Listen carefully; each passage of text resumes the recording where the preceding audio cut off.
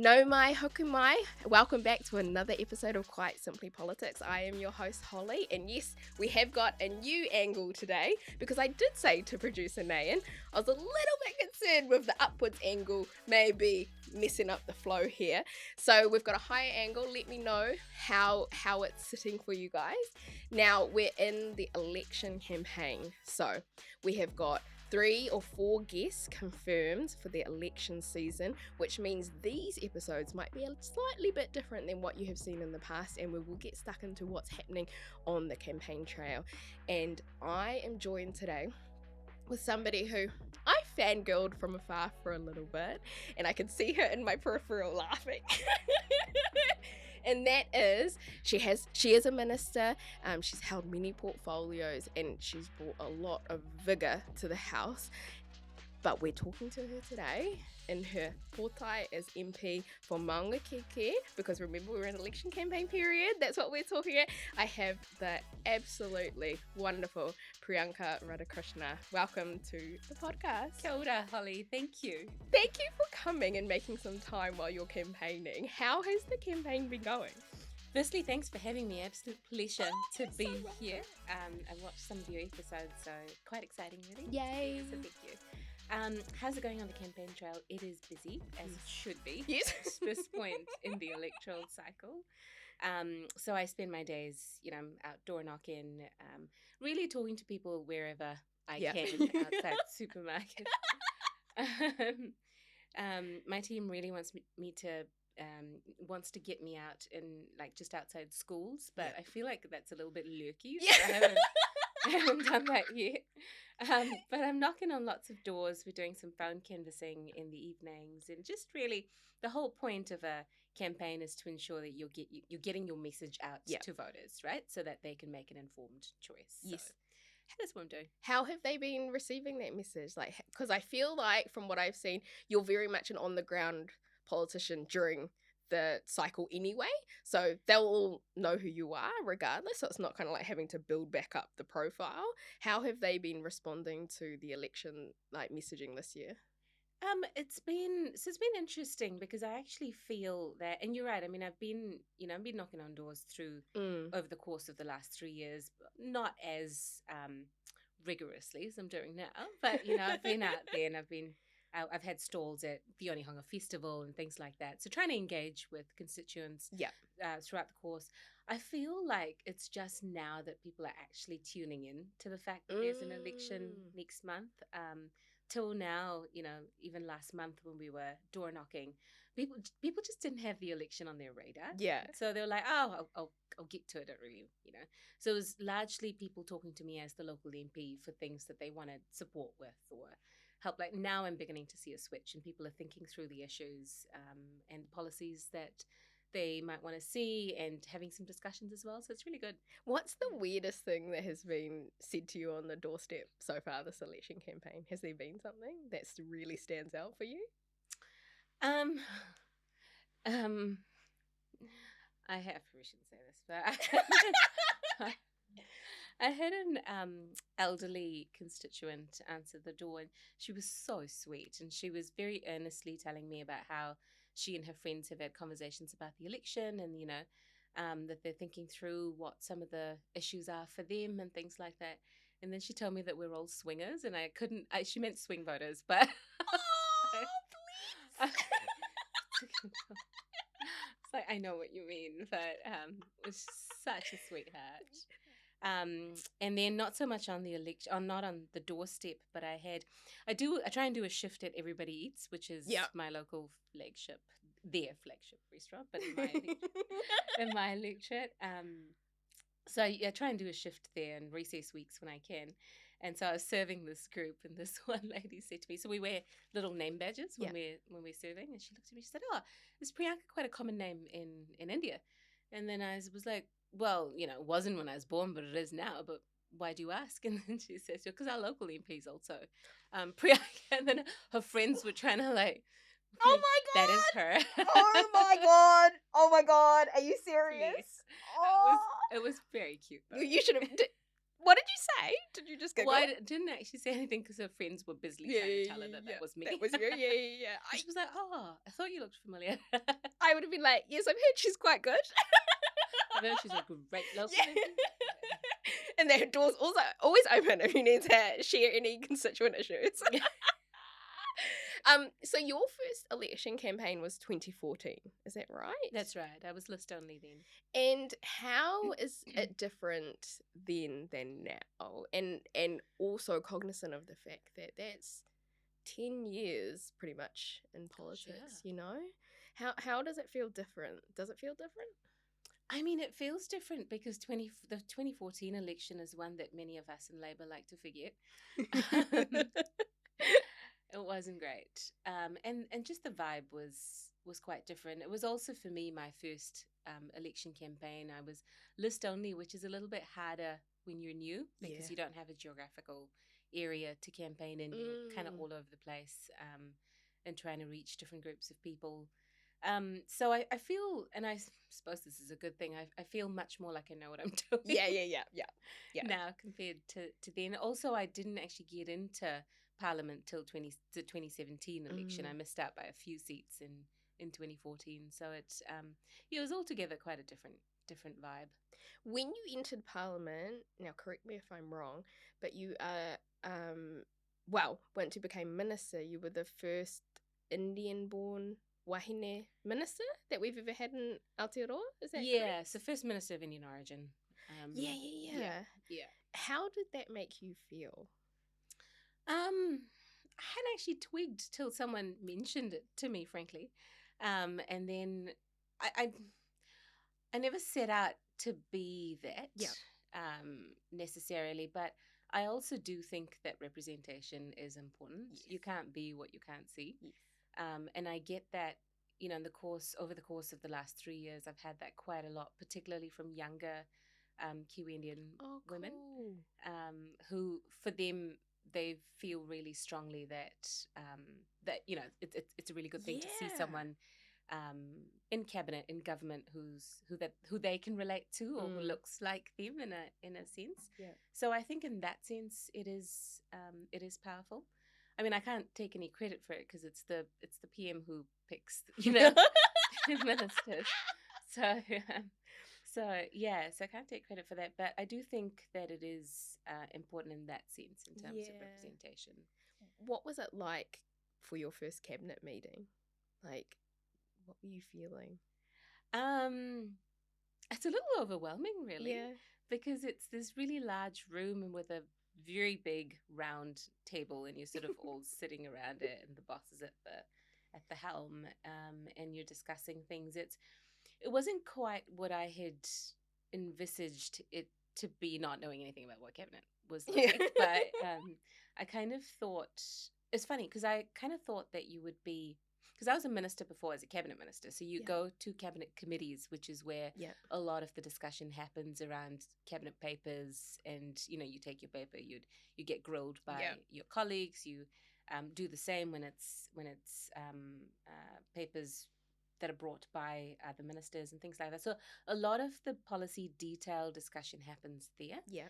And I actually thought the cabinet would be like that, or even more detailed. I wouldn't quite, but it's actually not. It's much more general. So you're discussing topic areas and things like that. You do discuss papers as well, of course, but a lot of it is around some slightly broader issues. But with that first cabinet meeting was exciting and a little bit overwhelming. Did you say much, or did you sit and observe? Or I sat and observed. I won't sort of jump in there. I like to get the lay of the land, figure out what I'm adding value to before I speak. The thing that I found so interesting, I've only ever been in that room once, and bear in mind, it's with no one in it. Like, no way would I ever be in that room ever. When the people doing the mahi are actually supposed to be there. But I found it to be, it had such an air to it. Does it? Right? And I was in it, and it's like I could feel decades and decades of democracy, and I thought, like, it had this feeling. Yeah, it has this aura about it, this sense of mana, really, doesn't it? Yeah. I'll tell you one thing that I still haven't explored. So someone told me when they did the tour and got taken up to the cabinet room that the carpet is apparently really plush. So she said, one day you need to take your shoes off and you need to experience the carpet. I still haven't done that. Oh my god! Fun fact next time. Yeah. Well, I don't think I'll be there anytime soon, but oh my god, fantastic! And this year, I think of all political years, has been a very interesting one, given that, well, at least for me and most likely for you, it started in a way that no one saw with Prime Minister Ardern. And as you said, that she selected you to be minister, and then, at the beginning of this year, then handed over the reins to Prime Minister Hipkins. But can you talk to me a little bit more about when you found out, and sort of how you reflected on that decision, and share with us what were you thinking when she made that decision? Yeah, so I mean, like many others, I didn't see it coming, of course. So when she told cabinet slightly before she told the rest of caucus, like literally half an hour before. And I mean, I was very sad. There's no two ways about it. It's been an absolute privilege for me to serve in her cabinet and under her leadership. I think she's an exceptional leader. And I say she is because she'll go on to lead in various spaces and spheres. So I was really sad, but at the end of the day, that's her decision. And I respect that. She needs to do what's. I'll tell you a funny thing. One of my mentors when I decided to stand for Parliament was, he was a former senior cabinet minister, Pete Hodgson. Oh, yeah.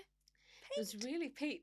And he was really funny because one of the first pieces of advice he gave me was know when to quit, know when to leave.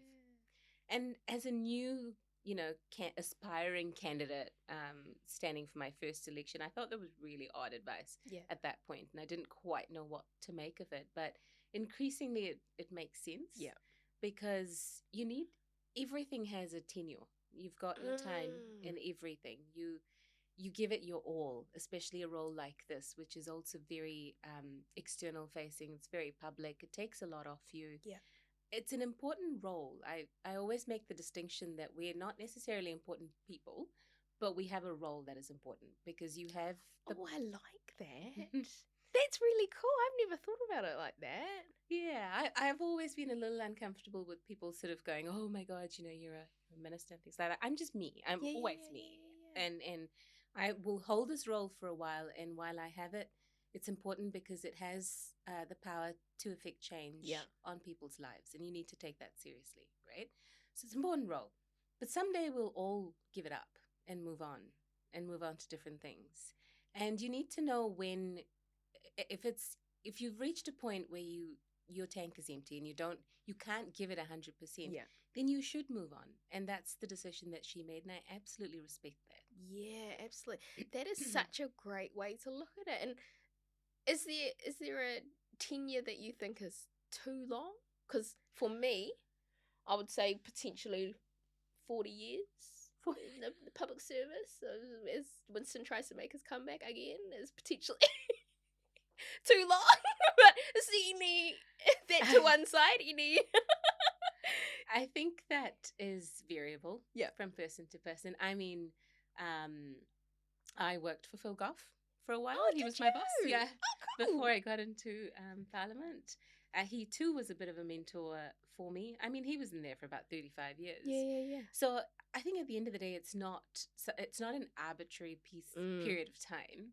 It's just as long as you think you can still contribute 100%. So for someone that might be 30 years, for someone it might be 6. Right.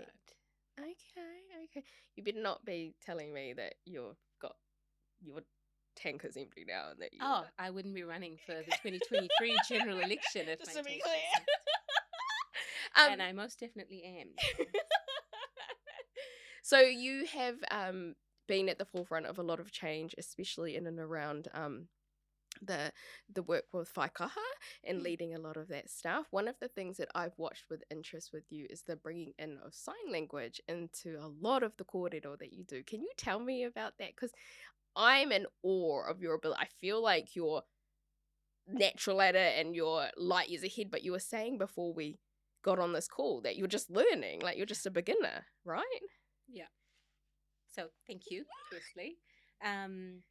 So I love languages. Yeah. And that's my thing. It's, which is also funny because English is the language that I'm most fluent in. But anyway, I do love languages. I like learning them. And yeah, I'm very much at the start of my sign language journey. I've been taking classes once a week since I held the portfolio or soon after. So maybe since about March this year. Yeah.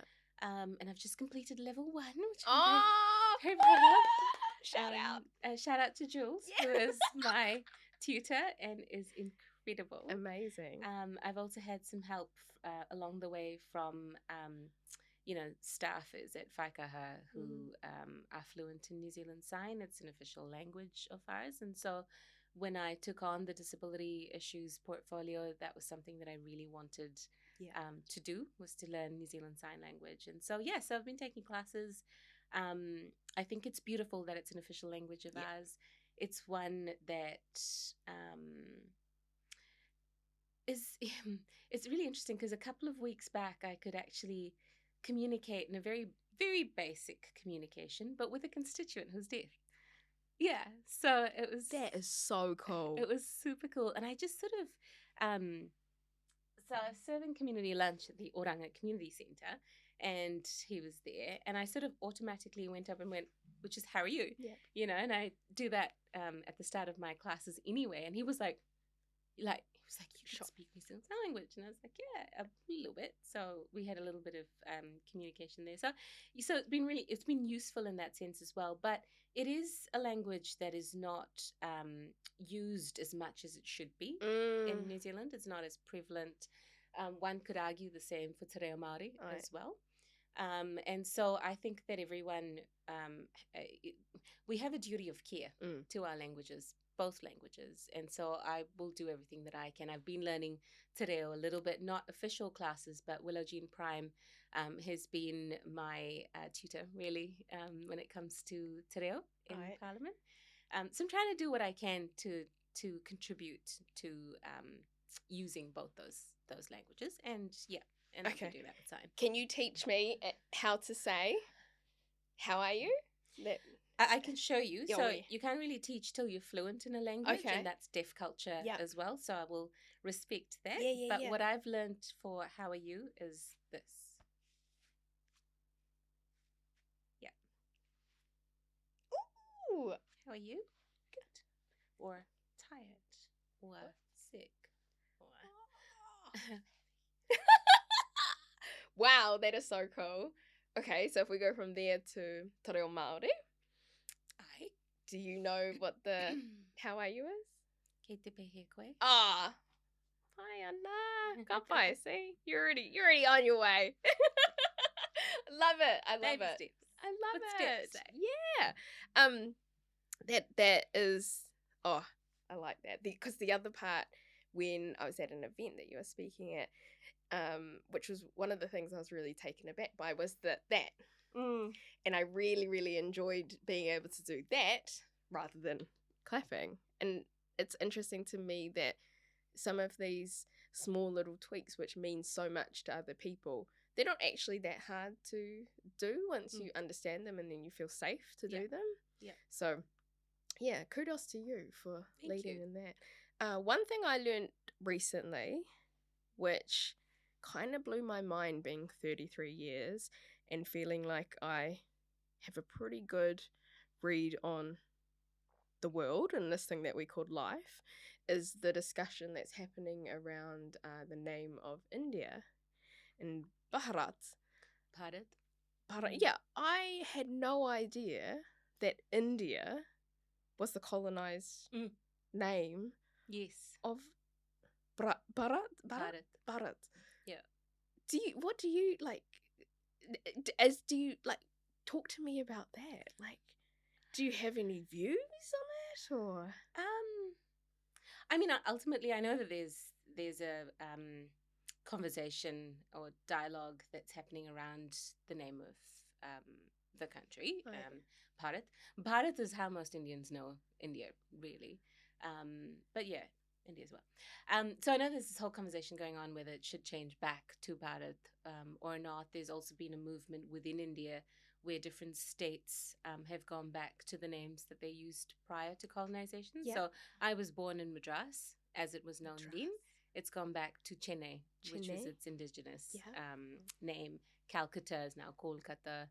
Bangalore is Bengaluru. So, you know, there are, so that's already happened. Yeah. And now I think if I mean, that's a decision for Indians to make, Indian nationals to make, as to whether they want the name of their country to go back to Bharat.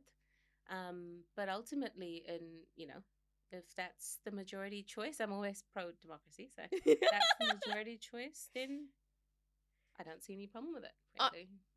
I just blew my mind that it's like, you know, and I won't get into the stuff around New Zealand, New Zealand, Aotearoa, Te Waipuna, like all of that stuff. It is what it is.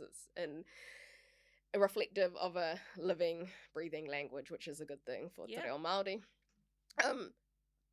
However, I thought, wow, I never even knew that that was the indigenous name for that country.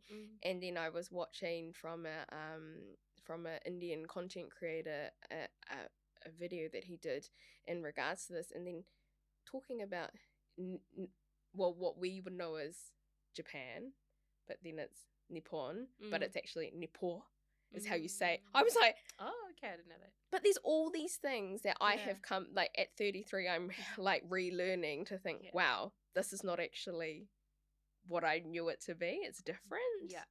And it's really, I think, emblematic of a sign of the times where people can be, I think, somewhat proud to lean into what was the actual name or cultural way of doing things, and that there's space for them all rather than it just needing to be one way. Yeah. What do you think about that as a sort of movement?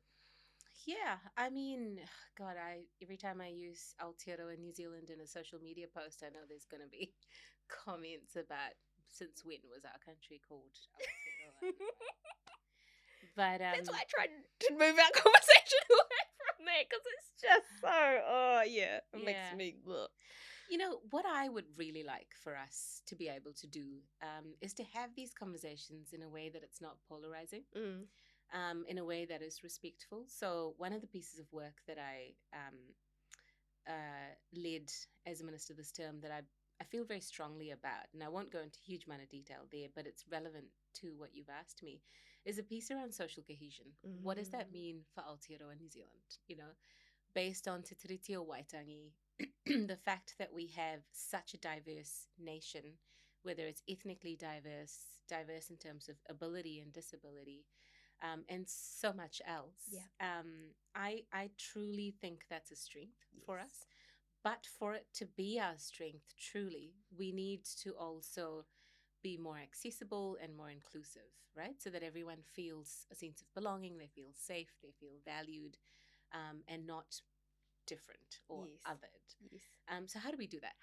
Part of that is this, having conversations about things that have the potential to polarize people because people have such strongly held views, but to make a space where we can have these discussions in a way that is mana enhancing, respectful, rather than pulling the other person down for having a different view. And I think it's easier said than done when the rubber hits the road. Sometimes it's difficult to practice, but I think we all have a role to play in that. So I'm all for, you know, in terms of whether it's Te Reo Māori, Te Ao Māori, how we reference places and things like that. I'm all for ensuring that we have space there and that Indigenous voices are at the fore of that conversation, frankly, but making space for us to be able to have that. And that goes for around the world as well, I guess. But for me, I'm kind of focused on New Zealand. Yeah, so for now. Yeah. Fair enough. Yeah. What is some of the key takeaways that you're bringing into election 2023 that you're sharing with people, that you are focused on in terms of your policy platform, and that you want people to really think about? Because obviously voting is a big one. Yeah. You know, actually using your ability. Yes. that you have. But what other things? So, I mean, firstly is enroll and vote, right? It's a democratic right. The other thing is that we are one of very few countries in the world that allows residents to vote, and that's something that a lot of people don't know. So, those who got the residence visa 2021, for example, if they've lived here for a year continuously, and there are a few other criteria that they need to fill, it's on the Electoral Commission website, they can actually vote. Yeah. So, that's powerful. Use your vote. That's one thing. The second thing is that on the doorsteps, on the phones, the single biggest issue that people raise with me is the struggle with the cost of living. So that is real. People are making decisions that they may not have had to make, or making choices between things that they may not have had to make before. It's been a fair few tough years for us with the pandemic and then the weather events of this year and all of that. So what I say is firstly to talk about what we've done and what we're committing to ease the cost of living for people. The scrapping of the $5 prescription fee. Yeah. My local pharmacies tell me what a difference it's making for New Zealanders, both those who are on the lower end of the socioeconomic scale, but actually the ones in the middle as well, for whom, and that's why we made it a universal policy or initiative, because at some point in life you're going to have to need medication. And it's a basic, it's a basic need, it's a basic necessity. Make it cheaper. Half price and free public transport for those under 25 is another way of saving some money. Free dental now for under 30s, with a view to move towards universal free dental is a massive cost for New Zealanders. GST off fruit and veg. So quite a few different things that we're doing. We've always said that the causes of global inflation rising and things like that may not be in our control as the government of New Zealand. But what we will do is to mitigate the impact of that for New Zealanders. And that's what we've been focused on. We've had pre-fu out just this week, which shows that, our economy is in good health. It is actually larger than it was back in 2020. So even though we've had tough times, we're in a good economic position to weather any challenges that may come. We've done that while also keeping unemployment low and increasing wages. And that's what we need to continue to do. We need to continue to increase wages across the board, lift the wage floor, move to a low carbon economy. So that's part of what I talk about. The other part is, what is the society that we want to live in? Yeah. What is the society we want to create? Is it one where we do truly value diversity and take steps to be more inclusive? Or is it one that, some others are putting forward, which will widen the inequality gap and make us more divisive? And I feel really strongly about that as well. And all of that is what's at stake at this election. So when you talk about, see, for me, even using the name Bhārat, like, I even get nervous saying it because I know that I'm doing it wrong, or I'm trying to do it as well as possible. Do you know what I mean? So when it comes to hearing your whakaaro around that, it's very encouraging and refreshing, because it means it allows people to step into spaces, because I want to talk about these things. I think that they're important to talk about it. I don't necessarily have a view either way. I just find it fascinating from a global perspective that people are talking about it, right? Yeah. And then even from me to not have known that it had a different name, I was just like, wow, that's mind-blowing. But how do we sort of move into that space where we are more tolerant of having these conversations? Because I've got to tell you, in terms of some of my engagement, especially when it comes to te ao Māori, I do find that there's a lot of ignorance, which makes me uninterested in engaging. Because when the ignorance comes out, it's like, you're not even interested in sort of hearing what the alternate might be. So I'll personally just want to start closing down. Yeah, and that is a worry, because we are also living in an age of mis and disinformation being on the rise, So that's something that we're grappling with globally and in New Zealand as well. So that's one aspect of it. The other, I think, is also the more that we actually make an effort or to understand one another, and the more that barriers are taken down to allow us to be able to do that, I feel that we'll become more accepting as a society of wanting to learn. Mm. So it's a bit chicken and egg, though. Yeah. You kind of have to want to do that to bring down the Yeah. barriers. But it's also about, so if you look at the Ministry for Ethnic Communities, for example, there is specific funding through the Ethnic Communities Development Fund for groups to be able to do this, to celebrate who they are as New Zealanders, but also as Indian New Zealanders, Chinese New Zealanders, Latin American New Zealanders, and to open that up in a way that people from different communities can come and learn in a space that is non-threatening. So often I find, and I've had a bit of reflection on this, because I do feel that we need to move past just the celebrating of festivals, but I've come to a view that there is value in that as well, because it's a safe space to learn about someone or a group that might be different to you, and that might then pique your interest in terms of why do they do things a certain way, So the flip side of the benefit of diversity, which is that we bring different perspectives, different contexts, different lived experiences to a table, and that strengthens decision making. So that's the value and the benefit of diversity, whether it's around a board table or around a cabinet table.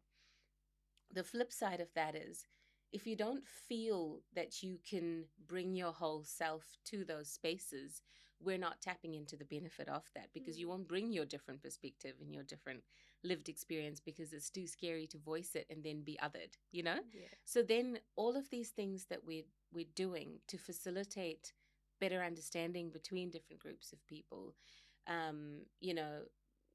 why do people wear the hijab, for example? Why does a Sikh man wear a turban? So learning about, like what you said, when you found out that Bhārat was actually the name that many Indians know India by, it blew your mind. Yeah. And I think that's, in a way, that's beautiful, because you're always learning, right? There's so much to know about different cultures, different languages, different peoples. And it's basically an ideal environment in New Zealand, because we're so diverse to be able to do that. But I guess that's the very long-winded way of saying that we have to create that. We have to take concerted steps to be able to break those barriers down and understand a bit more about others, because in doing that, we better ourselves, but we also make these spaces safer for everybody else as well. So safe to say that you don't think abolishing things like the Ministry for Ethnic Communities is a good idea? I think it's very safe to say that. I'm incensed by parties who want to abolish it, because, and I it's a funny thing to say.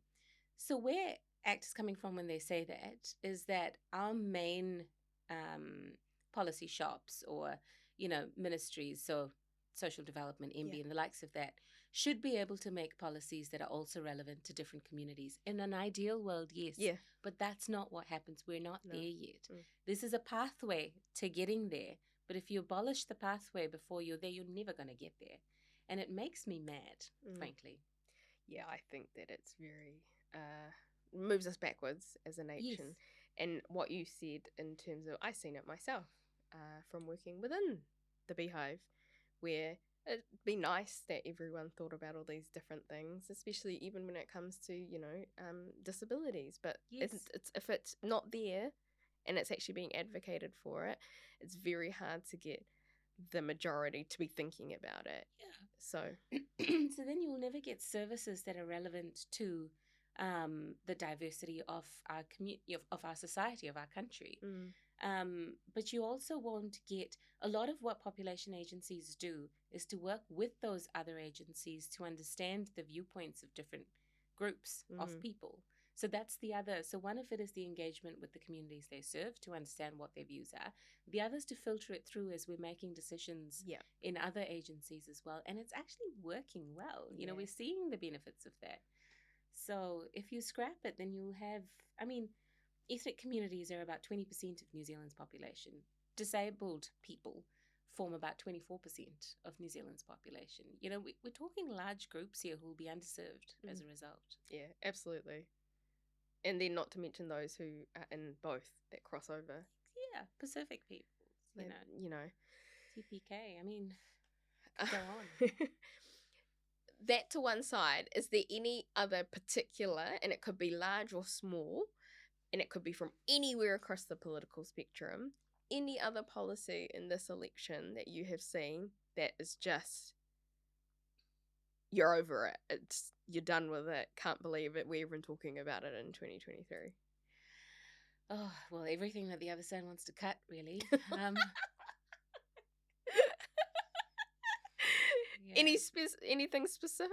I mean, the most annoying thing, and the issue around fiscal holds comes around every election. You know, we're seeing one now as well. But I mean, tax cuts for millionaires while cutting public services, because ultimately that's what's going to have to happen to fund the tax. I can't believe we're here again, because we've seen time and again that doesn't work. It's inflationary. It's going to make things worse for everybody else. We've seen how in the UK they had to scrap that in the end because it didn't work. Like, how many times do we have to go round and round the same tired old policy? You know, why don't we just invest in the services that everyone needs at some point in their life, whether it's health, education, you know, things like that, public transport. We need a public transport network in this country, in the city, that gets us around in a way that's efficient and effective. We keep building roads, we're never going to get there either. I mean, I could go on, frankly. Please do. I love it. It's really fascinating to me, because I feel like sometimes you can just hear this stuff in a vacuum, and it goes back to what you're saying, rather than exploring all the different views, because I always see validity in the way, but then it's very hard sometimes to cross that with that and that and that, you know. I just enjoy hearing about it because it helps me, I feel, be a better advocate at the end of the day. One of the things on that fiscal whole stuff is that I do think that we've moved past the point now where we actually do need some sort of external body. Yeah, personally, because I find this constant rhetoric and this like bashing and it's really unhelpful, because it means that even when people would come to me, if as I'm relatively politically astute, and I'm like, oh, I don't even know, I don't know, like, I'm just looking at certain policies that I like, and that's where I'm going. Do you know what I mean? Yeah. So in terms of seeing it in the entirety, it gets a little bit complex as well. I mean, we have costed all of our policies properly, and, you know, we haven't had economists say that there are faults. But yeah, put that aside.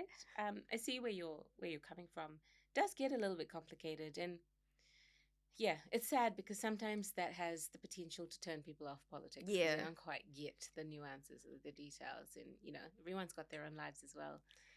And yet, every decision that we make in Parliament affects your life. If you live in a house and you eat food and you either drive a car or take a bus, politics affects you. Yeah, you absolutely. But I've always said, for me, politics is about choices, and I think it always is.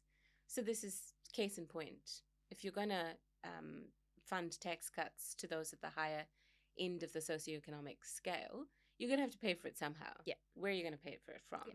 The choice is either, you know, you cut really the only other choice is you cut public services, funding to public services.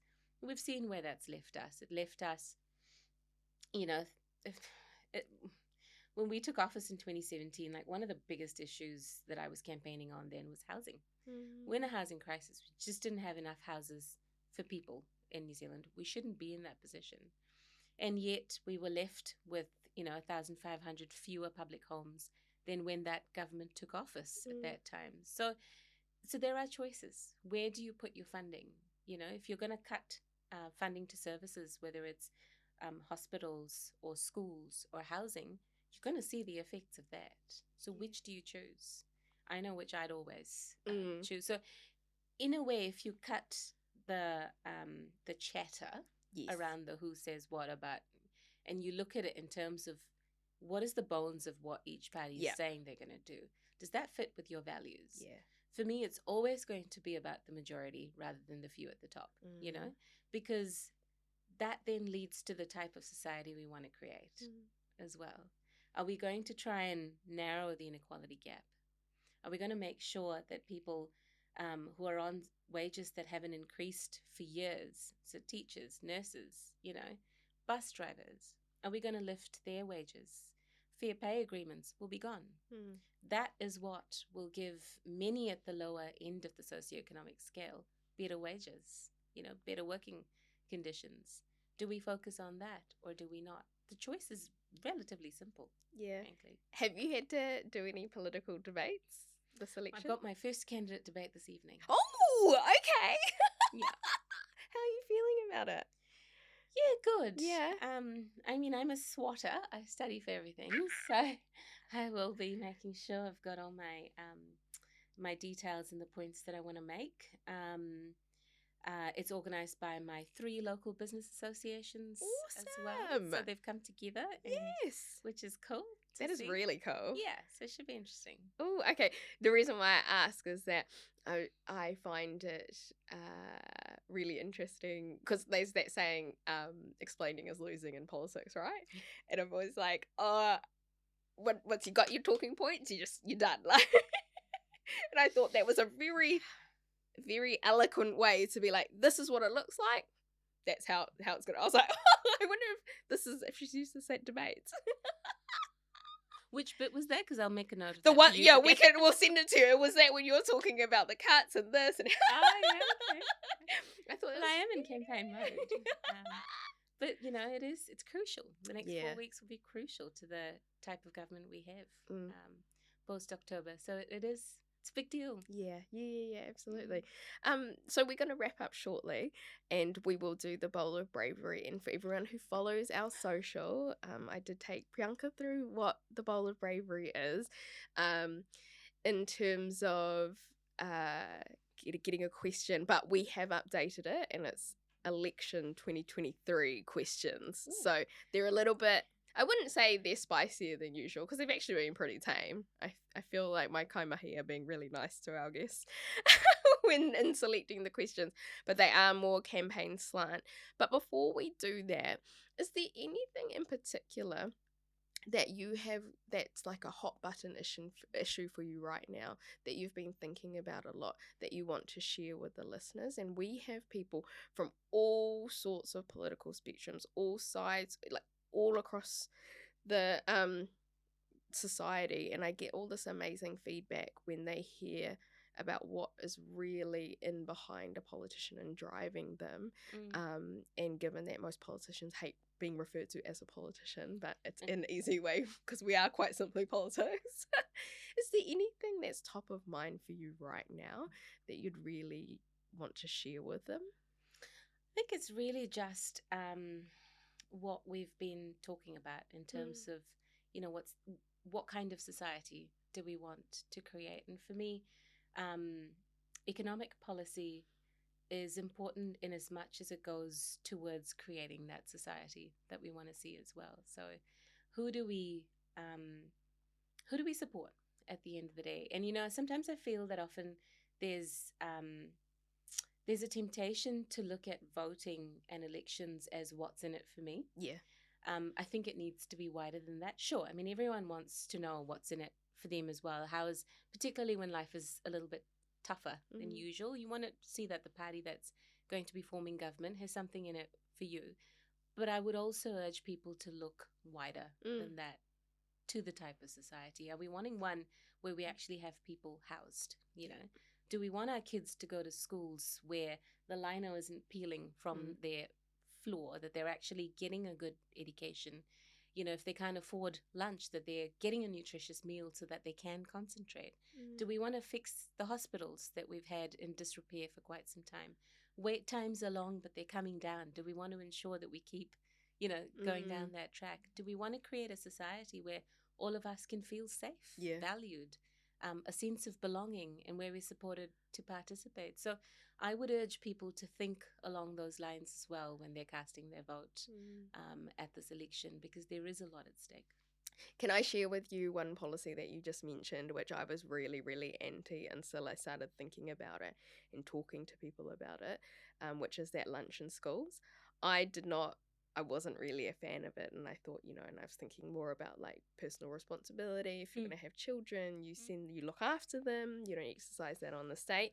But when I started thinking about it, and from a perspective of putting the child first, if they're getting that at school, and then the stark reality for some of them, that's the best meals that they get, which is in itself a problem. But from that, should they be stunted or, like limited from learning. Yeah.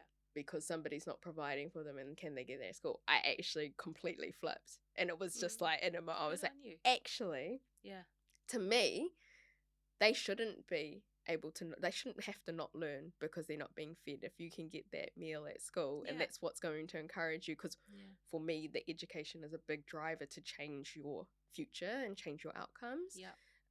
I thought, this is a good idea. And then I thought, okay, we should be doing this. Good on you. Good on you. Because I think that's what we need more of from both sides of the political spectrum, to think things through. I mean, and you're right. We can either continue to play the blame game and blame the child, or, the child ultimately suffers. Or we can just get on with providing a nutritious meal. And for me, like, so many of my local principals tell me what a difference that makes in terms of learning and concentration and things like that. So, I'm a huge fan, and so are many schools. Absolutely. It's what you say. Should the child be punished for people around them not delivering? And to me, no, they should not. So if we can give them an opportunity. And as you said, right, like, we don't always know what's going on in people's lives as well. Like, who are we to judge? That's how I feel anyway. So I mean, I guess that's what I would focus on. And for me, politics has always been about, I mean, I've worked in the family violence prevention sector. That's most of the work that I did before getting into Parliament. And, I never really thought of standing till someone once said, it was actually Pete. Matua Pete, who said, you've been knocking on the doors for change, because part of my role was lobbying successive governments for change and advocating for the women and children who came to the organisation I was working for support. And he was like, well, you've been knocking on the doors for change for so long, why don't you try and be at the table? And that appealed, because it's often these people whose voices aren't heard when it comes to decision making. And that includes ethnic communities, disability communities, who've been advocating for a lot of change for a long time. And I think we owe it to them to keep going. 100%. To me, they're the superstar lobbyists. Not some person running a lobbying firm out here. Space for everybody. But shout out to them. So, bowl of bravery. Are we ready? Oh, are we ever ready for the bowl of bravery? I keep having to remind myself when I laugh to lean back, because I'm so loud. Gee whiz. All right. Okay. Dun, dun, dun, dun. Okay. Do my own little drum roll. Okay. How do you unwind after campaigning? Oh, yes. Okay. Can I say this on a podcast? Depends what it is. Just hyping it up a bit. The tea. And then we'll clip that exact clip, and it will be the one that we run with now. How do you unwind? Well, I'm quite lucky. I've got a very supportive husband. Yeah. Shout out to the hubs. Shout out to the husband. And all of our partners and families, they don't choose this life, right? It makes it so much easier when they're supportive. So he often greets me at the door with a glass of wine. Oh, after either a long day in Parliament or a long day on the campaign trail, he'll cook dinner. Yeah. I've got 2 dogs. So what are their names? Gypsy and Mika, both rescue dogs. I've had them since they were little. They're now 13 and 14 years old. Oh, wow. Yeah. Look at those innings. Jeez. You take care of your pets well. Of course. So should every... Look, I can't help it if Django wants to be out there fighting with everyone. I mean, that's on him. Who's Django? My cat. Cute. Comes back with all these. He was the most beautiful cat. No, he's got like half an ear and stuff. And I'm like, can you just leave everyone alone? It's a little bit different with cats. I take your point. So I sort of I play with them, you know, and give them cuddles. We'll watch some trashy TV. Nice. So it's often when I come back, I just want to watch something where I don't really have to concentrate really hard on things, but it's interesting, you know. I watch a little bit of stuff like that. So yeah, it's just normal things really. I've got a little ritual on Sundays where I'll take a bath and, you know, do a little mask situation. Pamper myself a little bit. I've also discovered float therapy. Oh, and those big bath things that they So you and my husband gave that to me as a birthday present this year. Yes. I was a little bit skeptical, I have to say. I was Okay. like, what is this? You're like lying in the dark and sensory deprivation, right? So you're just floating. I was very skeptical, but went with an open mind because I had a free voucher anyway. So I went. It's free, so yeah, to give it a go. So when I did it, and it's actually really relaxing. Yeah. So that's my little thing that I do for myself once a month. Nice. So not.